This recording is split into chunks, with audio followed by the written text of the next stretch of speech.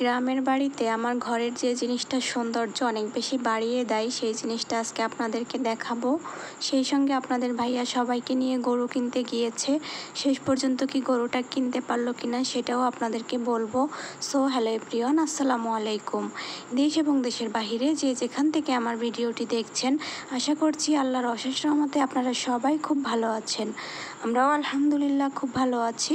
আপনারা তো ইতিমধ্যে জেনে গিয়েছেন যে আমরা গ্রামের বাড়িতে চলে আসছি ঈদ করতে। তো এর ফাঁকে কিন্তু আপনাদের ভাইয়াও আজকে সকালে চলে আসছে।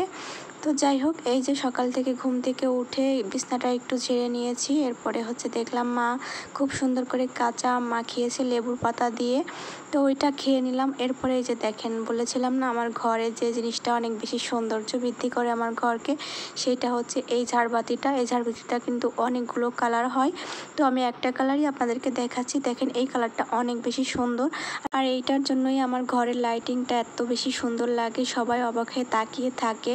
গ্রামের মানুষ তো অনেক বেশি প্রশংসা করে। তো আপনারা যদি এরকম ধরনের ঝাড়বাতি নিতে চান তাহলে আমি পেজটা উপরে ক্যাপশনে মেনশন করে দিব, চাইলে ওখান থেকে ভিজিট করে আসতে পারেন। আজকে সকালেই ঢাকা থেকে আসছে, আর এটা বিকালের ফুটেজ। তো আপনাদের ভাইয়া রেডি হয়ে গিয়েছে, গরু দেখতে যাবে।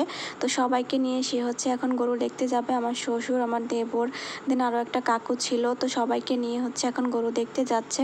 তো কুরবানিদের জন্য আমাদের কোন গরুগুলো কিনেছে আমি নেক্সট ভিডিওতে আপনাদেরকে সেটা দেখাবো। তো যাই হোক, এখন সবাই চলে যাচ্ছে। আর এদিকে দেখেন আমার ছেলে কি করছে। আমার ছেলে তো বাড়িতে এসে একদমই কোনো স্থির নাই, মানে সারাদিন শুধু খেলা আর পিকনিক করছে সবাই মিলে। এই জিনিসটা দেখে আমার কাছে অনেক বেশি ভালো লেগেছে। আমার সেই ছোট্টবেলার কথা মনে পড়ে গিয়েছে। আমিও কিন্তু ছোটোবেলায় এরকম ছোট্ট হাঁড়িতে পিকনিক করতাম, খুব ভালো লাগতো। তো আমার ছেলেকেও দেখলাম ওর ছোট্ট ছোট্ট ফুপিদের নিয়ে ওরা পিকনিক করছে। ওর ফুপিরা রান্না করছে, আর ওইদিকে দাঁড়িয়ে এনজয় করতেছিল।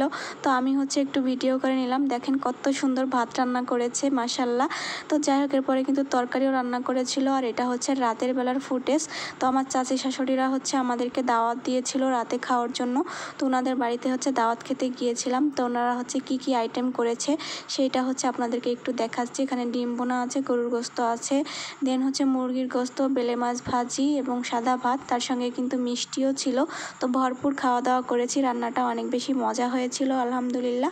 তো যাই হোক, আপনাদের কাছে আজকের ভিডিওটা কেমন লেগেছে অবশ্যই সবাই কমেন্ট করে জানাবেন। আর এইগুলো খাবারের ভিতরে না বেলে মাছটা আমার কাছে অনেক বেশি মজা লেগেছে। ছোট্ট ওই বেলে মাছগুলো ভাজি খেতে এত বেশি ভালো লাগতেছিল যে কি বলবো। আমি কিন্তু লাস্টে আবার 2টা মিষ্টিও এখান থেকে নেক্সট ভিডিওতে আমি আপনাদেরকে দেখাবো কুরবানির জন্য কয়টা গরু এবং খাসি কিনেছে। সেই পর্যন্ত সবাই ভালো থাকেন। আজকের ভিডিওটা এই পর্যন্তই। Thank you so much for watching.